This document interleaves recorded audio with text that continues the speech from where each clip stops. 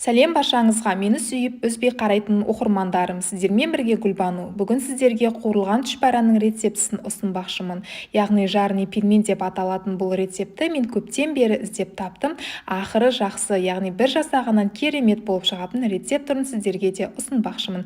Ендеше менің арнама тіркеліп, видеоны соңына дейін қарауды ұмытпаңыздар. Ал ендеше біз бастаймыз. Керекті заттарды алдын ала дайындап аламыз. Електен өткізілген ұн, жылы сүт, жылы су, бір жұмыртқа, ертілген сары май және де ас содасы, тұз қажет болады. Ең әуелі құрғақ ыдысымызға жылы суымызды және де жылы сүтімізді құйып аламыз. Оның артынша ертілген сары майымызды құямыз және де бір жұмыртқамызды салып, жақсылап венчиктің көмегімен араластырып алатын боламыз. Одан соң електен өткізілген ұнымызды салып, жаңағы тұзымызды және де ас содасын салған кездері видеоға түспей қалыпты. Мен сіздерге яғни ауызша тілде түсіндіріп кетейін. Жаңағы содасын 2 граммдай салдым, яғни көп салудан қажеті жоқ, өйткені дәмі білініп қалады. Және де ұнымызды електен өткізіп саламыз, қамырымыз біркелкі июі қанғанша илеп алатын боламыз. Сосын салмасы дайын болғанша қамырымызды тындырып қоямыз.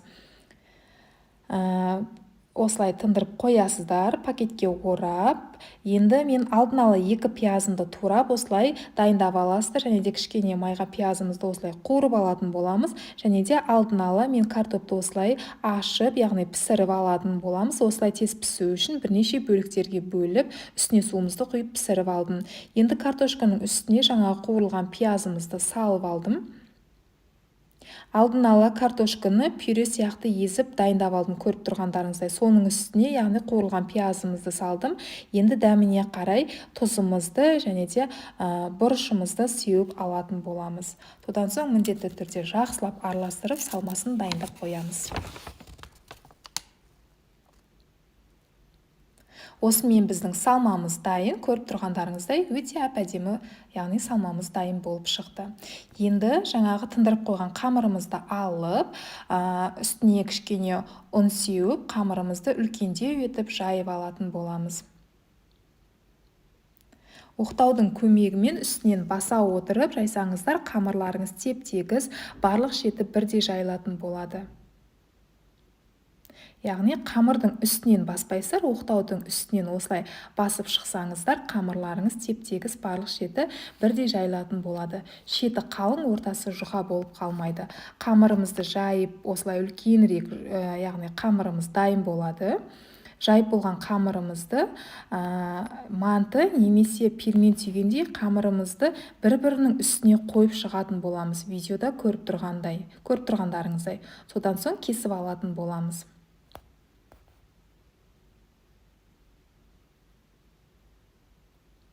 Әдемі көріну үшін арнайы кескішпен кесіп алсаңыздар болады. Немесе кескіш жоқ болса, яғни міндетті емес, пышақтың көмегімен осылай кесіп аласыздар. Осы видеоның астына мен толық құрамын, яғни описание бөліміне жазып қоятын боламын. Сол рецепт бойынша, дәл осы рецепт бойынша жасап көрсеңіздер, сіздерге 100% ұнайды деген сенімдемін. Және де менің арнама тіркелмеген жаңа көрермен болсаңыз, тіркеліп кетуді де ұмытпаңыз.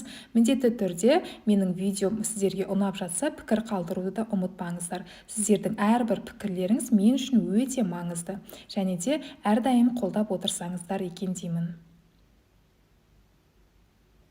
Осындай қалыңдықта, осындай яғни кесіп аламыз. Және де кесіп алған қамырларымызды енді ішіне салмасын салып, жақсылап түйіп шығатын боламыз.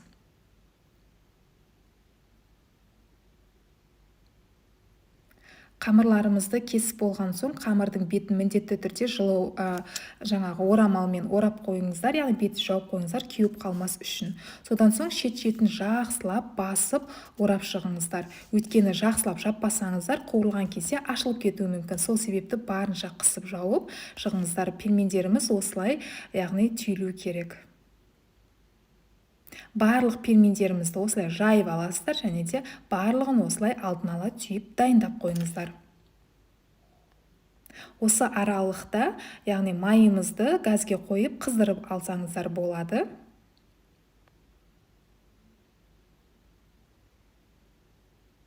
Енді орташа отта тұрған, яғни қызып тұрған майға тұшпараларымызды салып, қызартып қуырып аламыз.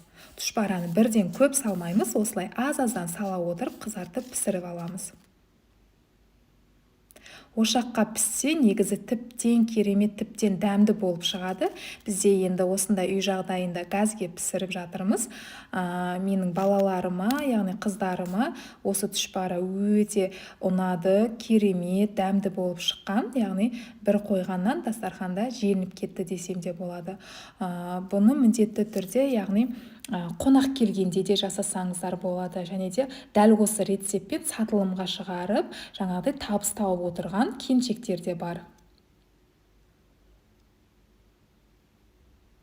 Қызартып қуырып алғаннан кейін осындай тарелкаларымызге салып шығатын боламыз. Осымен біздің тұшпараларымыз пісіп шықты, көріп тұрғандарыңыздай сондай қытырлақ, әрі жұмсақ, қып-қызыл болып пісіп шыққан. Міндетті түрде жасап көріңіздер. Барлықтарыңызға ас болсын. Назарларыңызға үлкен рахмет.